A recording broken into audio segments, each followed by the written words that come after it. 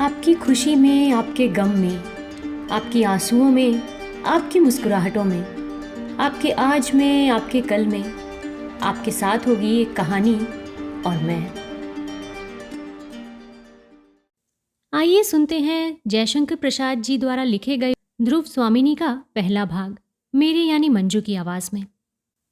इसका वाचन पसंद आए तो मेरे इस चैनल को सब्सक्राइब ज़रूर कीजिएगा। शिविर का पिछला भाग, जिसके पीछे पर्वतमाला की प्राचीर है। शिविर का एक कोना दिखलाई दे रहा है जिससे सटा हुआ चंद्रताप टंगा है। मोटी मोटी रेशमी डोरियों से सुनहले काम के पर्दे कंबों से बंधे हैं। 2-3 सुंदर मंच रखे हुए हैं। चंद्रातप और पहाड़ी के बीच छोटा सा कुंज, पहाड़ी पर से एक पतली जलधारा उस हरियाली में बहती है। झरने के पास शिलाओं से चिपकी हुई लता की डालियां पवन में हिल रही है। 2-4 छोटे बड़े वृक्ष जिन पर फूलों से लदी हुई सेवती की लता छोटा सा झुरमुट बना रही है। शिविर के कोने से ध्रुव स्वामिनी का प्रवेश होता है। पीछे पीछे एक लंबी और कुरूप स्त्री चुपचाप नंगी तलवार लिए आती है। ध्रुव स्वामिनी सामने पर्वत की ओर देखकर कहती है, सीधा तना हुआ, अपने प्रभुत्व की साकार कठोरता, अभ्रभेदी उन्मुक्त शिखर, और इन शूद्र कोमल निरीह लताओं और पौधों को इसके चरण में लौटना ही चाहिए ना।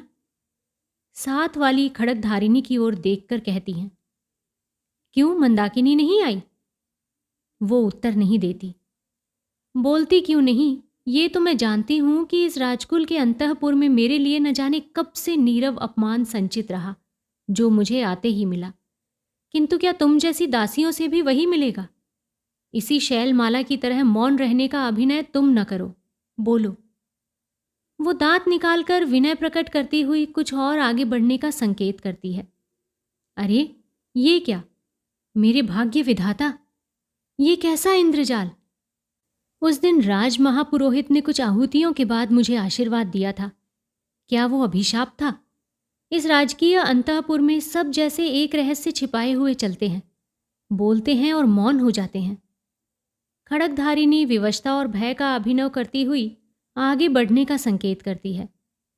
तो क्या तुम मूक हो? तुम कुछ बोल न सको, मेरी बातों का उत्तर भी न दो, इसीलिए तुम मेरी सेवा में नियुक्त की गई हो? ये असह्य है।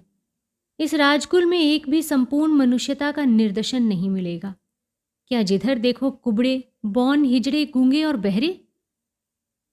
चिढ़ी हुई ध्रुव स्वामिनी आगे बढ़कर झरने के किनारे बैठ जाती है। खड़गधारिणी भी इधर उधर देखकर ध्रुव स्वामिनी के पैरों के समीप बैठ जाती है। खड़गधारिणी सशंक चारों ओर देखती हुई, देवी, प्रत्येक स्थान और समय बोलने के योग्य नहीं होते। कभी कभी मौन रह जाना बुरी बात नहीं है। मुझे अपनी दासी समझिए। अवरोध के भीतर मैं गूंगी हूं। यहां संदिग्ध न रहने के लिए मुझे ऐसा ही करना पड़ता है। ध्रुव स्वामिनी, अरे तो क्या तुम बोलती भी हो? पर ये तो कहो, ये कपट आचरण किस लिए? खड़गधारिणी, एक पीड़ित की प्रार्थना सुनाने के लिए। कुमार चंद्रगुप्त को आप भूल गई ना? ध्रुव स्वामिनी, वही ना जो मुझे बंदिनी बनाने के लिए गए थे। खड़गधारिणी दांतों से जीभ दबाकर बोली, ये आप क्या कह रही हैं? उनको तो स्वयं अपने भीषण भविष्य का पता नहीं। प्रत्येक क्षण उनके प्राणों पर संदेह करता है। उन्होंने पूछा है कि मेरा क्या अपराध है। ध्रुव स्वामिनी उदासी की मुस्कुराहट के साथ बोली, अपराध मैं क्या बताऊं? तो क्या कुमार भी बंदी हैं? खड़गधारिणी, कुछ कुछ वैसा ही है देवी। राजाधिराज से कहकर क्या आप उनका कुछ उपकार कर सकेंगी? ध्रुव स्वामिनी, भला मैं क्या कर सकूंगी? मैं तो अपने ही प्राणों का मूल्य नहीं समझ पाती। मुझ पर राजा का कितना अनुग्रह है, ये भी मैं आज तक न जान सकी। मैंने तो कभी उनका संभाषण सुना ही नहीं। विलासिनियों के साथ मदिरा में उन्मत्त उन्हें अपने आनंद से अवकाश ही कहाँ है। खड़गधारिणी, अब तो अदृष्ट ही कुमार के जीवन का सहायक होगा। उन्होंने पिता का दिया हुआ स्वत्व और राज्य का अधिकार तो छोड़ ही दिया, इसके साथ अपनी एक अमूल्य निधि भी। ये कहते कहते सहसा रुक जाती है वो। ध्रुव स्वामिनी, अपनी अमूल्य निधि? वो क्या? खड़गधारिणी, ये अत्यंत गुप्त है देवी, किंतु मैं प्राणों की भीख मांगते हुए कह सकूंगी। ध्रुव स्वामिनी कुछ सोचकर फिर बोली, तो जाने दो, छिपी हुई बातों से मैं घबरा उठी हूं। हाँ, मैंने उन्हें देखा था, वो निरभ्र प्राची का बाल अरुण। आहा, राजचक्र सबको पीसता है, पिसने दो, हम निसहायों को और दुर्बलों को पिसने दो। खड़गधारिणी, देवी, वो वल्लरी जो झरने के समीप पहाड़ी पर चढ़ गई है, उसकी नन्ही नन्ही पत्तियों को ध्यान से देखने पर आप समझ जाएंगी कि वो किस जाति की है। प्राणों की क्षमता बढ़ा लेने पर वही काई जो बिचलन बनकर गिरा सकती थी, अब दूसरों के ऊपर चढ़ने का अवलंब बन गई है। ध्रुव स्वामिनी आकाश की ओर देखकर बोली, वो बहुत दूर की बात है। आह, कितनी कठोरता है! मनुष्य के हृदय में देवता को हटाकर राक्षस कहाँ से घुसाता है। कुमार की स्निग्ध, सरल और सुंदर मूर्ति को देखकर कोई भी प्रेम से पुलकित हो सकता है, किंतु उन्हीं का भाई, आश्चर्य! खड़गधारिणी, कुमार को इतने में ही संतोष होगा कि उन्हें कोई विश्वासपूर्वक स्मरण कर लेता है। रही अभ्युदय की बात, सो तो उनको अपने बाहुबल और भाग्य पर ही विश्वास है।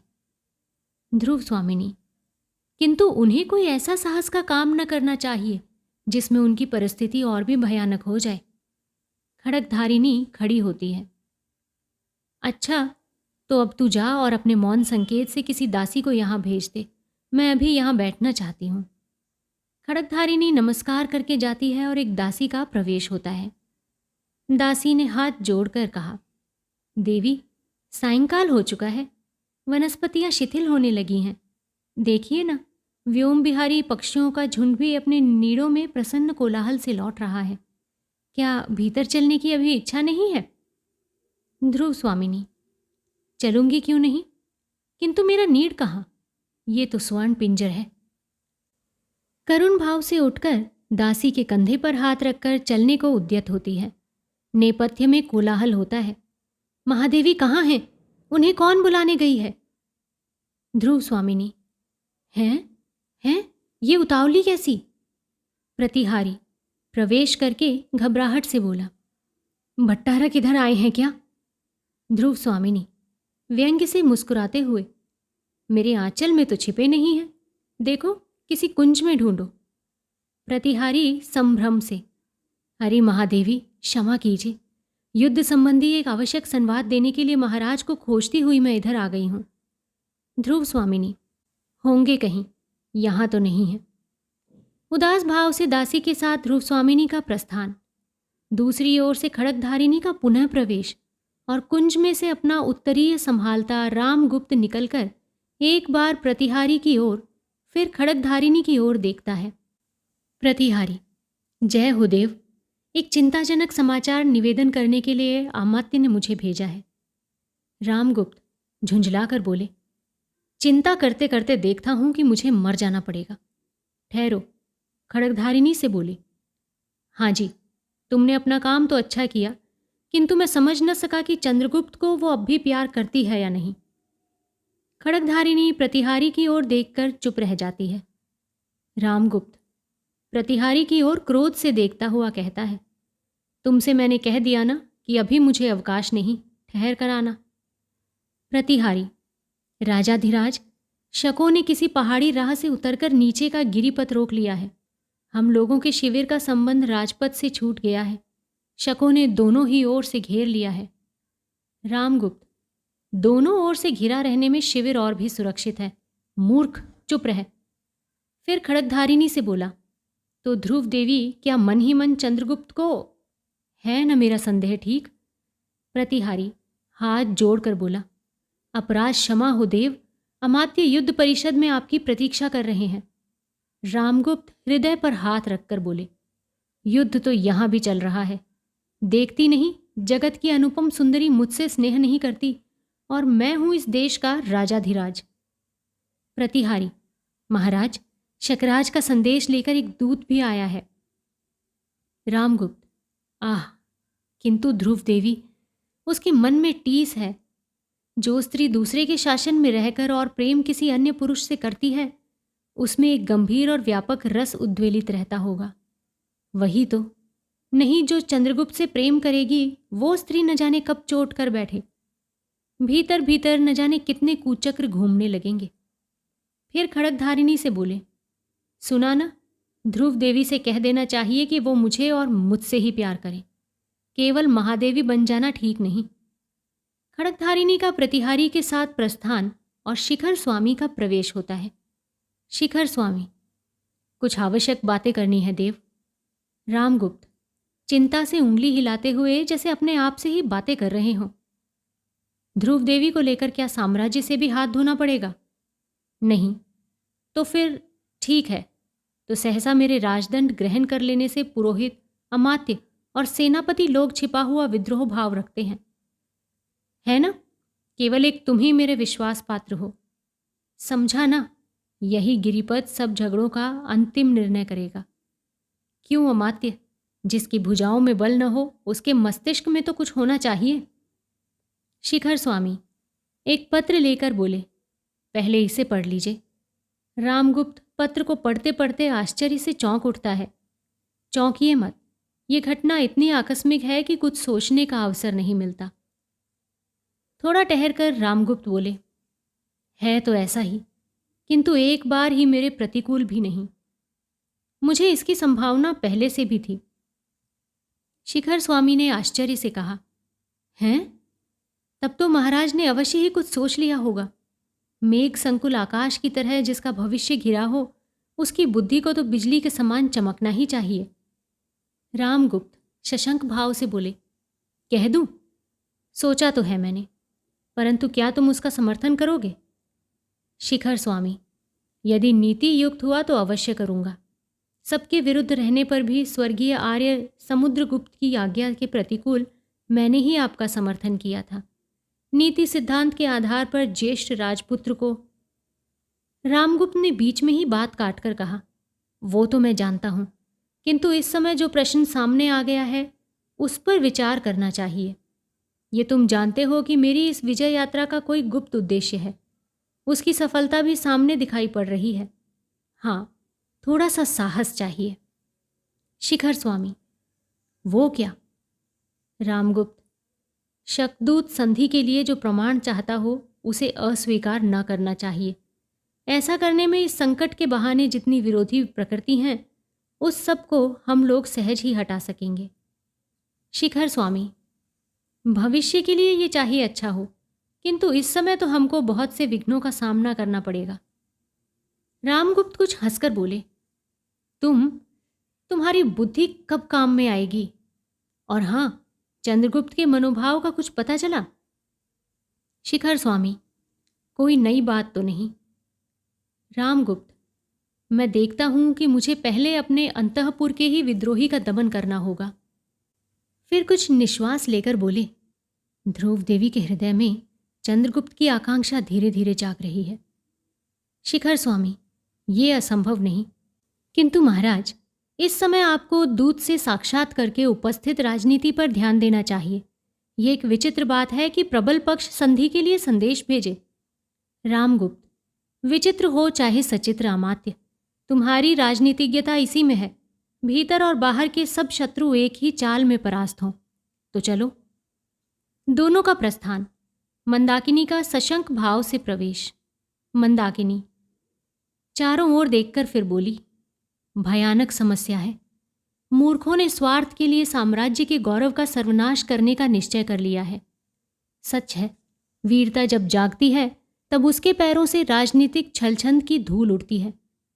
फिर कुछ सोचकर बोली, कुमार चंद्रगुप्त को ये सब समाचार शीघ्र ही मिलना चाहिए।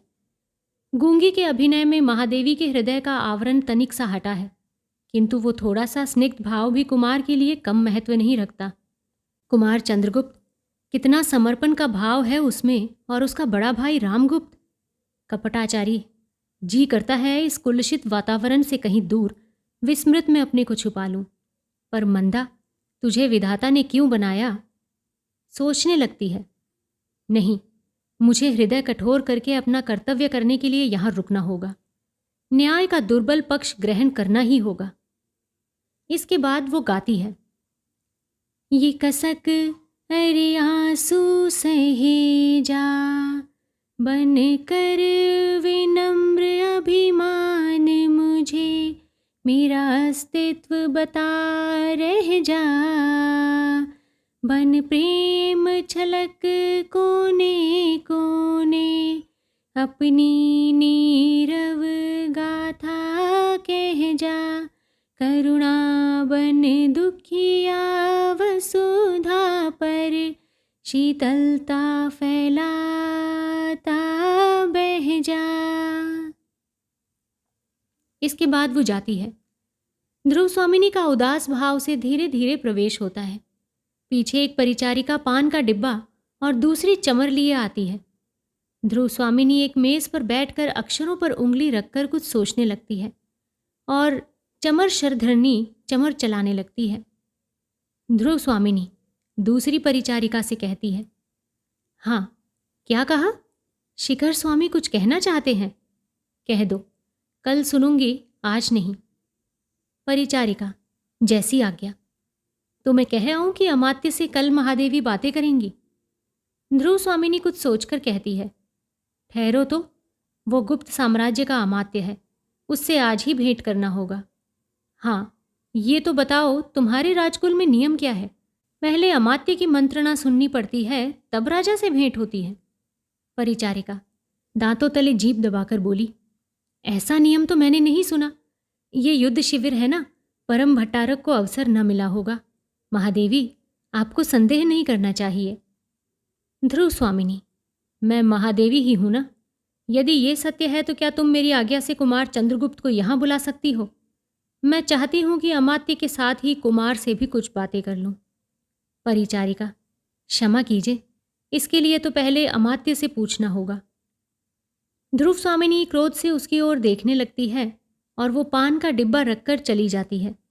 एक बौने का कुबड़े और हिजड़े के साथ में प्रवेश होता है। कुबड़ा, युद्ध, भयानक युद्ध। बौना, हो रहा है कि कहीं होगा मित्र? हिजड़ा, बहनों यहीं युद्ध करके दिखाओ ना, महादेवी भी देख लें। बौना कुबड़े से कहता है, सुनता है रे, तू अपना हिमाचल इधर कर दे, मैं दिग्विजय करने के लिए कुबेर पर चढ़ाई करूंगा। उसकी कुबड़ को दबाता हुआ कुबड़ा अपने घुटनों और हाथों के बल बैठ जाता है। हिजड़ा कुबड़े की पीठ पर बैठता है। बौना एक मोरछल लेकर तलवार की तरह उसे घुमाने लगता है। हिजड़ा, अरे ये तो मैं हूं, नलकूबर की वधू, दिग्विजयी वीर, क्या तुम स्त्री से युद्ध करोगे? लौट जाओ, कल आना। मेरे श्वसुर और आर्यपुत्र दोनों ही उर्वशी और रंभा के अभिसार से अभी नहीं आए। आज कुछ ही तो युद्ध करने का शुभ मुहूर्त नहीं है। बौना मोरछल से पटा घुमाता हुआ बोला, नहीं, आज ही युद्ध होगा। तुम स्त्री नहीं हो, तुम्हारी उंगलियां तो मेरी तलवार से अधिक चल रही हैं। कुबड़ तुम्हारे नीचे है, तब मैं कैसे मान लूं कि तुम ना तो नल कुबड़ हो और ना कुबेर। तुम्हारे वस्त्रों से मैं धोखा न खाऊंगा। तुम पुरुष हो, आओ युद्ध करो। हिजड़ा उसी तरह मटकते हुए बोला, अरे मैं स्त्री हूं, बहनों कोई मुझसे ब्याह भले कर सकता है, लड़ाई मैं क्या जानूं। दासी के साथ शिखर स्वामी का प्रवेश होता है। शिखर स्वामी, महादेवी की जय हो। दूसरी ओर से युवती दासी के कंधे का सहारा लिए कुछ कुछ मदिरा के नशे में रामगुप्त का प्रवेश होता है। वो मुस्कुराता हुआ बौने का खेल देखने लगता है। ध्रुव स्वामिनी उठकर खड़ी हो जाती है और शिखर स्वामी रामगुप्त को संकेत करता है। रामगुप्त कुछ भर्राए हुए कंठ से कहता है, महादेवी की जय हो। ध्रुव स्वामिनी, स्वागत महाराज। रामगुप्त एक मंच पर बैठ जाता है और शिखर स्वामी ध्रुव स्वामिनी के इस उदासीन शिष्टाचार से चकित होकर सिर खुजलाने लगता है। कुबड़ा, दोहाई राजाधिराज की, हिमाचल का कुबड़ दुखने लगा। ना तो ये नल कुबड़ की बहू मेरे कुबड़ से उठती है और ना तो ये बौना मुझे विजय ही कर लेता है। रामगुप्त हंसते हुए बोले, वाह रे वामन वीर, यहाँ दिग्विजय का नाटक खेला जा रहा था क्या? बौना कुछ अकड़कर बोला, वामन के बलि विजय की गाथा और 3 पगों की महिमा तो सब लोग जानते हैं। मैं 3 लात में इसका कुबड़ सीधा कर सकता हूँ। कुबड़ा, लगा दे भाई बौने, फिर ये अचल हेमकुट बनना तो छूट जाए। हिजड़ा, देखो जी, मैं नलकूबर की वधू इस पर बैठी हूं। बौना, झूठ, युद्ध के डर से पुरुष होकर भी ये स्त्री बन गया है। हिजड़ा, मैं तो पहले ही कह चुकी कि मैं युद्ध करना नहीं जानती। बौना, तुम नलकूबर की स्त्री हो ना, तो अपनी विजय का उपहार समझकर मैं तुम्हारा हरण कर लूंगा। और लोगों की ओर देखकर उसका हाथ पकड़कर फिर वो खींचता हुआ कहता है, ठीक होगा ना, कदाचित यह धर्म के विरुद्ध न होगा। रामगुप्त ठठाकर हंसने लगता है।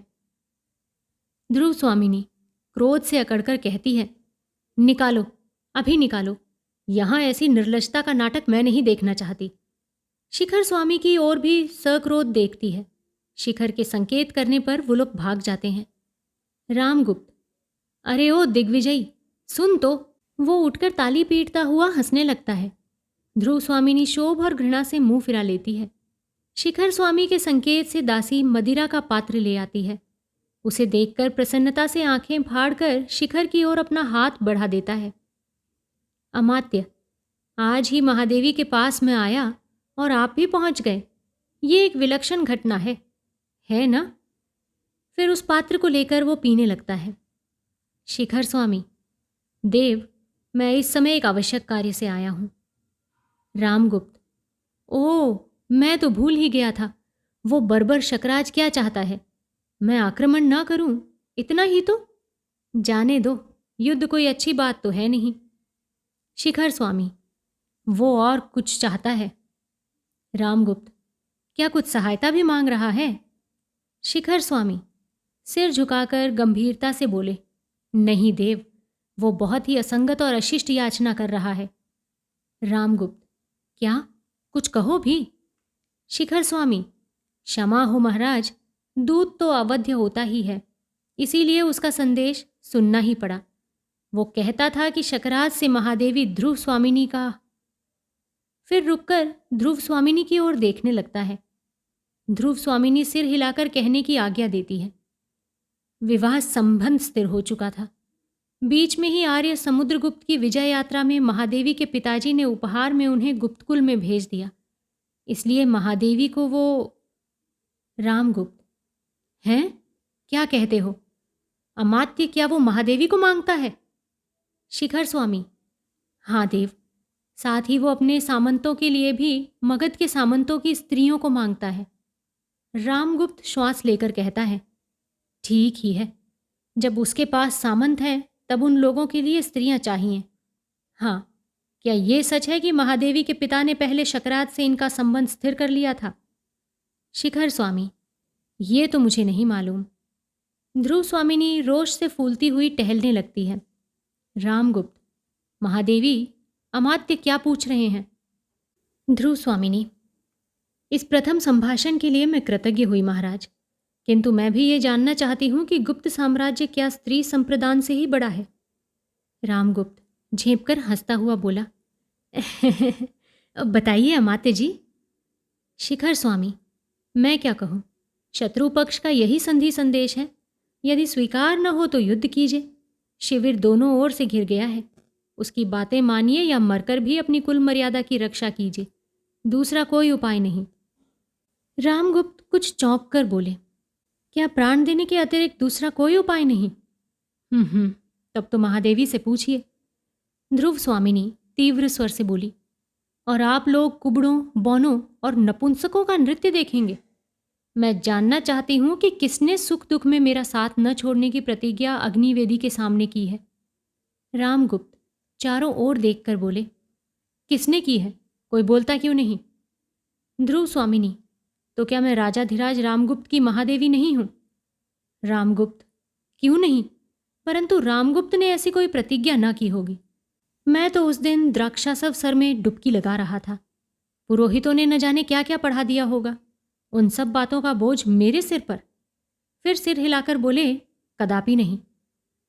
ध्रुव स्वामिनी निसहाय होकर दीनता से शिखर स्वामी के प्रति, ये तो हुई राजा की व्यवस्था। अब सुनो मंत्री महोदय क्या कहते हैं। शिखर स्वामी, मैं कहूँगा देवी, अवसर देखकर राज्य की रक्षा करने वाली उचित सम्मति देना ही तो मेरा कर्तव्य है। राजनीति के सिद्धांत में राष्ट्र की रक्षा सब उपायों से करने का आदेश है। उसके लिए राजा, रानी, कुमार और अमात्य सबका विसर्जन किया जा सकता है, किंतु राज विसर्जन अंतिम उपाय है। रामगुप्त प्रसन्नता से बोले, वाह, क्या कहा तुमने। तभी तो लोग तुम्हें नीति शास्त्र का बृहस्पति समझते हैं। ध्रुव स्वामिनी, अमात्य, तुम बृहस्पति हो चाहे शुक्र, किंतु धूर्त होने से ही क्या मनुष्य भूल नहीं सकता। आर्य समुद्रगुप्त के पुत्र को पहचानने में तुमने भूल तो नहीं की। सिंहासन पर भ्रम से किसी दूसरे को तो नहीं बैठा दिया। रामगुप्त आश्चर्य से बोले, क्या क्या? ध्रुव स्वामिनी, कुछ नहीं, मैं केवल यही कहना चाहती हूं कि पुरुषों ने स्त्रियों को अपनी पशु संपत्ति समझकर उन पर अत्याचार करने का अभ्यास बना लिया है। वो मेरे साथ नहीं चल सकता। यदि तुम मेरी रक्षा नहीं कर सकते, अपने कुल की मर्यादा, नारी का गौरव नहीं बचा सकते, तो मुझे बेच भी नहीं सकते हो। हाँ, तुम लोगों को आपत्ति से बचाने के लिए मैं स्वयं यहाँ से चली जाऊंगी। शिखर स्वामी मुंह बनाकर बोले, राजनीति में ऐसी बातों का स्थान नहीं। जब तक नियमों के अनुकूल संधि का पूर्ण रूप से पालन न किया जाए, तब तक संधि का कोई अर्थ ही नहीं। ध्रुव स्वामिनी, देखती हूं कि इस राष्ट्र रक्षा यज्ञ में रानी की बलि होगी ही। शिखर स्वामी, दूसरा कोई उपाय ही नहीं है। ध्रुव स्वामिनी क्रोध से पैर पटककर बोली, उपाय नहीं तो ना हो। निर्लज अमात्य, फिर ऐसा प्रस्ताव मैं सुनना नहीं चाहती। रामगुप्त चौंक कर बोले, इस छोटी सी बात के लिए इतना बड़ा उपद्रव? फिर दासी की ओर देखकर बोले, मेरा तो कंठ सूखने लगा है। दासी और मदिरा देती है। ध्रुव स्वामिनी दृढ़ता से कहती है, अच्छा, तो अब मैं चाहती हूं कि अमात्य अपने मंत्रणा गृह में जाएं। मैं केवल रानी ही नहीं, किंतु स्त्री भी हूं। मुझे अपने को पति कहलाने वाले पुरुष से कुछ कहना है, राजा से नहीं। शिखर स्वामी का दासियों के साथ प्रस्थान होता है। रामगुप्त, ठहरो जी, मैं भी चलता हूं। उठना चाहता है और ध्रुव स्वामिनी उसका हाथ पकड़कर रोक लेती है। तुम मुझसे क्या कहना चाहती हो? ध्रुव स्वामिनी कुछ ठहर कर कहती है, अकेले यहाँ भय लगता है क्या? बैठिए, सुनिए। मेरे पिता ने उपहार स्वरूप कन्यादान किया था, किंतु गुप्त सम्राट क्या अपनी पत्नी शत्रु को उपहार में देंगे? फिर घुटने के बल बैठकर कहती है, देखिए, मेरी ओर देखिए। मेरा स्त्रीत्व क्या इतने का भी अधिकारी नहीं कि अपने को स्वामी समझने वाला पुरुष उसके लिए प्राणों का पण लगा सके? रामगुप्त उसे देखता हुआ कहता है, तुम सुंदर हो। ओहो, कितनी सुंदर! किंतु सोने की कटार पर मुग्ध होकर उसे कोई अपने हृदय में डुबो नहीं सकता। तुम्हारी सुंदरता, तुम्हारा नारित्व अमूल्य हो सकता है, फिर भी अपने लिए मैं स्वयं कितना आवश्यक हूं, कदाचित तुम ये नहीं जानती हो। ध्रुव स्वामिनी उसके पैरों को पकड़कर कहती है, मैं गुप्त कुल की वधू होकर इस राज परिवार में आई हूं, इसी विश्वास पर। रामगुप्त उसे रोक कर कहते हैं, वो सब मैं नहीं सुनना चाहता। ध्रुव स्वामिनी, मेरी रक्षा करो, मेरे और अपने गौरव की रक्षा करो। राजा, आज मैं शरण की प्रार्थी हूँ। मैं स्वीकार करती हूँ कि आज तक मैं तुम्हारे विलास की सहचरी नहीं हुई, किंतु वो मेरा अहंकार चूर्ण हो गया है। मैं तुम्हारी होकर रहूंगी।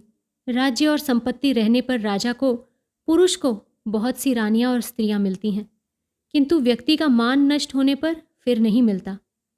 रामगुप्त घबराकर उसका हाथ हटाता हुआ बोला, ओह, तुम्हारा ये घातक स्पर्श बहुत ही उत्तेजनापूर्ण है। मैं नहीं, तुम मेरी रानी नहीं। नहीं, जाओ, तुमको जाना पड़ेगा। तुम उपहार की वस्तु हो। आज मैं तुम्हें किसी दूसरे को देना चाहता हूं, इसमें तुम्हें क्यों आपत्ति है? ध्रुव स्वामिनी खड़ी होकर रोष से बोली, निर्लज्ज, मद्यप, क्लीव, ओह, तो मेरा कोई रक्षक नहीं? नहीं, मैं अपनी रक्षा स्वयं करूंगी। मैं उपहार में देने की वस्तु शीतलमणि नहीं हूं। मुझ में रक्त की तरल लालिमा है। मेरा हृदय उष्ण है और उसमें आत्मसम्मान की ज्योति है। उसकी रक्षा मैं स्वयं ही करूंगी। कहते कहते वो रचना से कृपाण निकाल लेती है। रामगुप्त कुछ भयभीत होकर पीछे हटता हुआ कहता है, तो क्या तुम मेरी हत्या करोगी? ध्रुव स्वामिनी, तुम्हारी हत्या नहीं, तुम जियो। भेड़ की तरह तुम्हारा शुद्र जीवन, उसे न लूंगी। मैं अपना ही जीवन समाप्त करूंगी।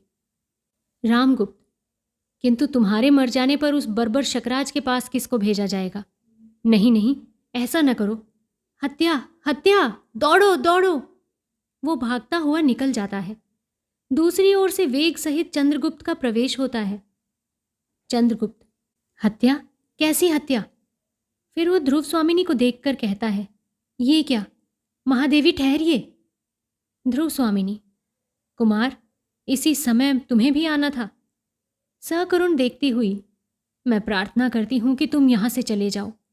मुझे अपने अपमान में निर्वसन नग्न देखने का किसी पुरुष को अधिकार नहीं। मुझे मृत्यु की चादर से अपने को ढक लेने दो। चंद्रगुप्त, किंतु क्या कारण सुनने का मैं अधिकारी नहीं हूं? ध्रुव स्वामिनी, सुनोगे? फिर कुछ ठहरकर सोचती हुई बोली, नहीं नहीं, अभी आत्महत्या नहीं करूंगी। जब तुम आ गए हो तो थोड़ा ठहरूंगी। ये तीखी छुरी इस अतृप्त हृदय में, विकासोन्मुख कुसुम में विषैले कीट के डंक की तरह चुभा दूं या नहीं, इस पर विचार करूंगी। यदि नहीं तो मेरी दुर्दशा का पुरस्कार क्या कुछ और है? हाँ, जीवन के लिए कृतज्ञ, उपकृत और आभारी होकर किसी के अभिमानपूर्ण आत्मविज्ञापन का भार ढोती रहूं। यही क्या विधाता का निष्ठुर विधान है? छुटकारा नहीं, जीवन नियति के कठोर आदेश पर चलेगा। तो क्या ये मेरा जीवन भी अपना नहीं है? चंद्रगुप्त, देवी, जीवन विश्व की संपत्ति है। प्रमाद से, क्षणिक आवेश से या दुख की कठिनाइयों से उसे नष्ट करना ठीक तो नहीं। गुप्त कुल लक्ष्मी आज ये छिन्नमस्ता का अवतार किस लिए धारण करना चाहती है? सुनूं तो? ध्रुव स्वामिनी, नहीं, मैं मरूंगी नहीं, क्योंकि तुम आ गए हो। मेरी शिविका के साथ चामर सज्जित अश्व पर चढ़कर तुम ही उस दिन आए थे। तुम्हारा विश्वासपूर्ण मुखमंडल मेरे साथ आने में क्यों इतना प्रसन्न था? चंद्रगुप्त, मैं गुप्त कुल वधू को आदर सहित ले आने के लिए गया था, फिर प्रसन्न क्यों न होता? ध्रुव स्वामिनी, तो फिर आज मुझे शक शिविर में पहुंचाने के लिए उसी प्रकार तुमको मेरे साथ चलना होगा। आंखों से आंसू पोंछती है फिर। चंद्रगुप्त, आश्चर्य से, ये कैसा परिहास? ध्रुव स्वामिनी, कुमार, ये परिहास नहीं, राजा की आज्ञा है।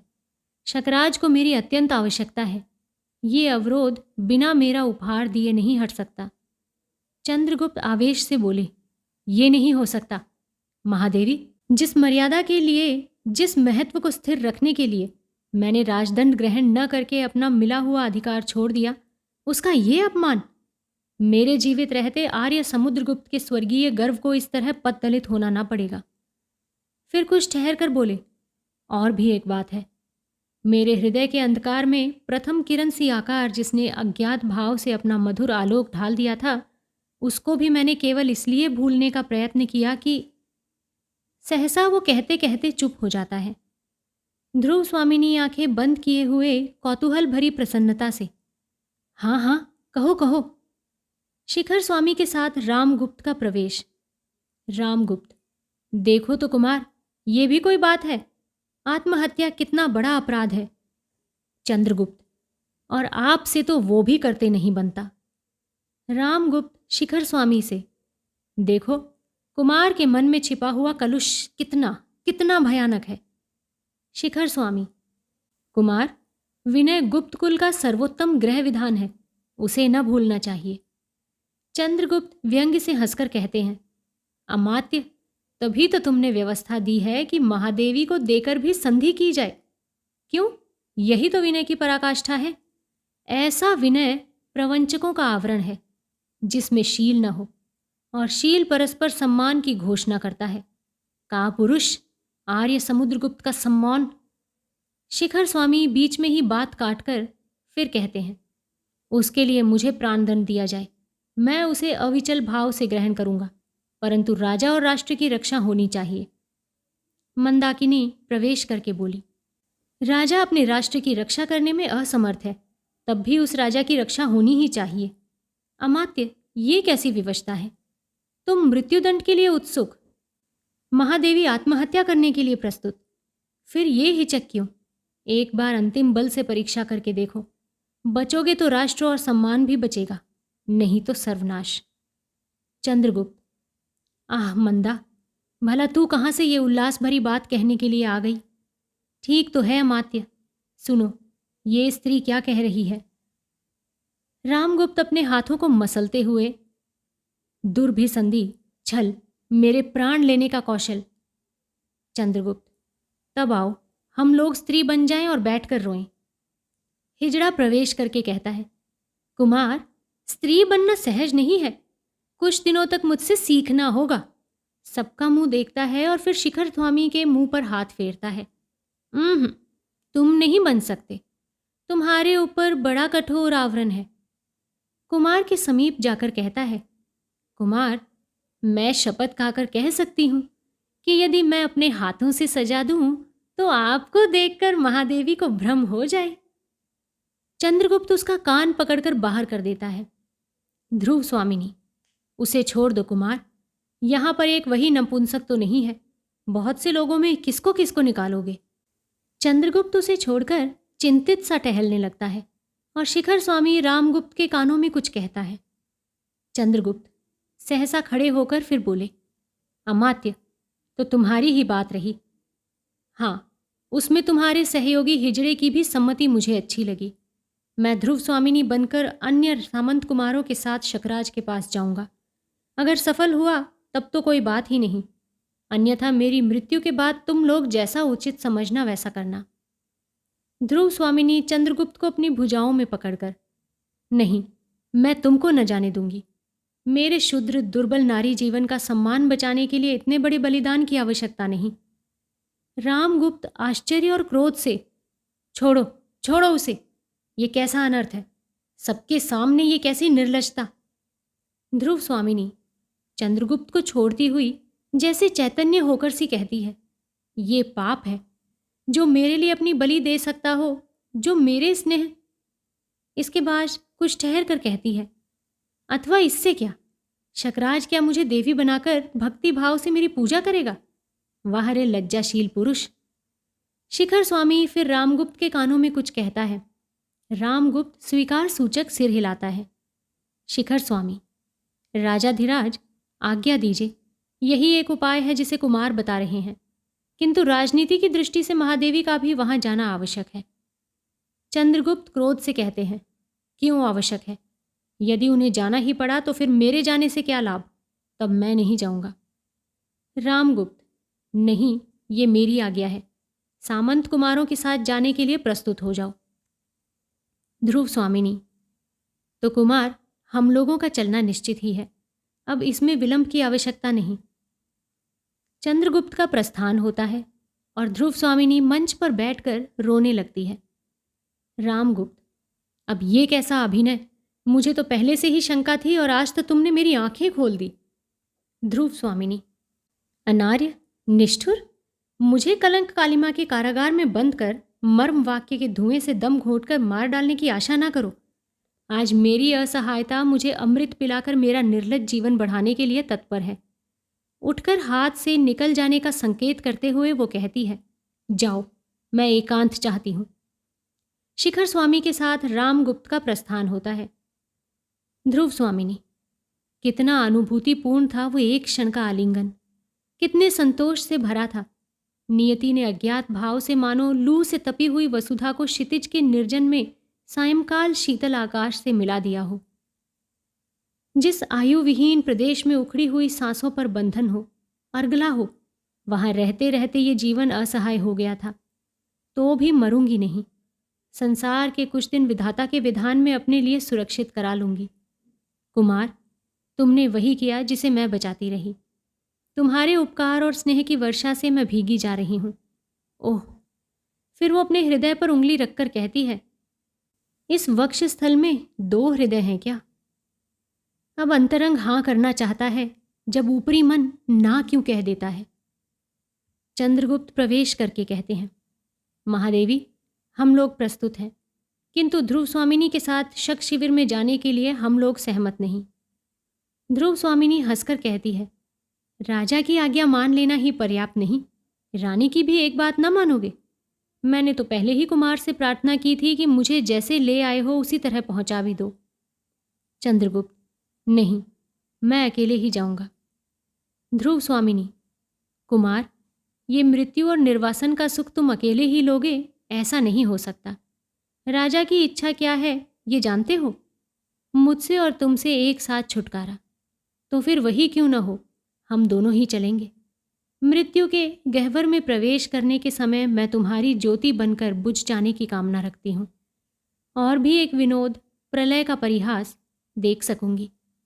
मेरे सहचरी, तुम्हारा वो ध्रुव स्वामिनी का वेश ध्रुव स्वामिनी ही न देख सके तो किस काम का।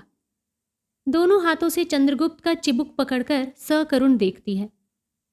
चंद्रगुप्त अधकुली आंखों से देखता हुआ, तो फिर चलो। सामंत कुमारों के आगे आगे मंदाकिनी का गंभीर स्वर में गाते हुए प्रवेश होता है। पैरों के नीचे जलधर हो बिजली से उनका खेल चले, संकीर्ण कगारों के नीचे शत शत झरने बेमेल चले, सन्नाटे में हो विकल पवन पादप निज पद हो चूम रहे, तब भी गिरिपथ का थक पथिक ऊपर ऊंचे सब झेल चले, पृथ्वी की आंखों में बनकर छाया का पुतला बढ़ता हो, सूने तम में हो ज्योति बना अपनी प्रतिमा को गढ़ता हो, पीड़ा की धूल उड़ाता सा बाधाओं को ठुकराता सा, कष्टों पर कुछ मुख स्याता सा ऊपर ऊंचे सब झेल चले, खिलते हो शत के फूल वहाँ बन व्यथा तमिस्त्रा के तारे, पद पद पर तांडव नर्तक हो स्वर सब तक हो वे लय सारे, भैरव रव से हो व्याप्त दिशा हो काप रही भय चकित निशा, हो स्वेद धार बहती कपिशा ऊपर ऊंचे सब झेल चले, विचलित हो अचल न मौन रहे निष्ठुर श्रृंगार उतरता हो, क्रंदन कंपन न पुकार बने निज साहस पर निर्भरता हो, अपनी ज्वाला को आप पिए नवनील कंठ की छाप लिए, विश्राम शांति को शाप दिए ऊपर ऊंचे सब झेल चले, ऊपर ऊंचे सब झेल चले। चंद्रगुप्त और ध्रुव स्वामिनी के साथ सबका धीरे धीरे प्रस्थान होता है। अकेली मंदाकिनी खड़ी रह जाती है।